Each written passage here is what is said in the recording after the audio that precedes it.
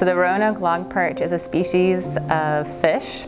It's about 6 inches. It lives in North Carolina and Virginia, and it has this hardened nose that it uses to flip rocks. It's looking for little insects. That's how it eats. It had a very small range, and it was listed as an endangered species under the Endangered Species Act in 1989. It was rediscovered in North Carolina in 2008 by some biologists.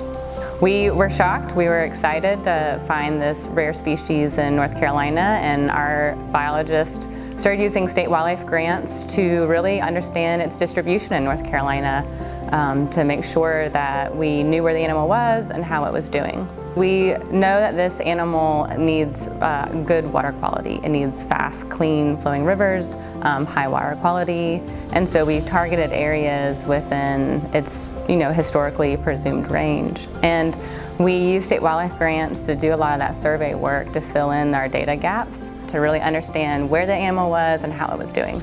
And we ended up finding additional populations.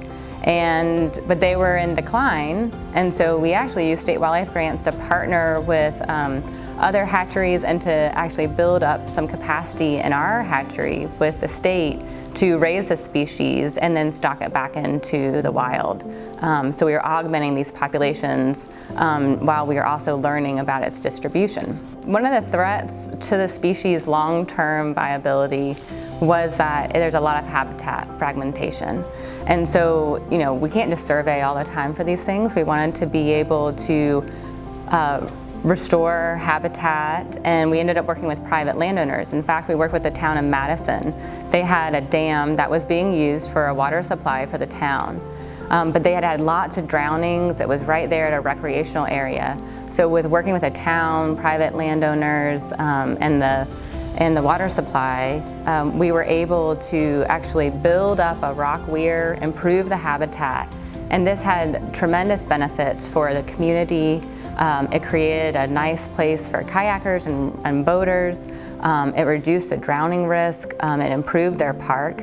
And then the added benefit was that it took out this barrier for the Roanoke logperch, and it was able to now get over this dam and get back into areas that it had been excluded from for over 100 years. And that took a long time, that project. It started in 2017, it was completed in 2020. There was contracts that had to be signed. And so we had to use state wildlife grants, but we also had to use a lot of different funding to kind of bridge those gaps so that we were a really good partner in this, that we were a reliable partner with the private landowners, with our public constituency, with the town, to be able to see this work through to completion. If we had promised to do work or to award a contract and then the funding wasn't renewed the next year, then we wouldn't have been able to deliver on supporting that work. So secure funding is really important to be able to partner on projects that can take a long time to actually come to fruition. I'm on the aquatic side, so just in North Carolina we have over 360 species that live in freshwater, and over 160 of those are considered species of greatest conservation need. Those are identified in our Wildlife Action Plan.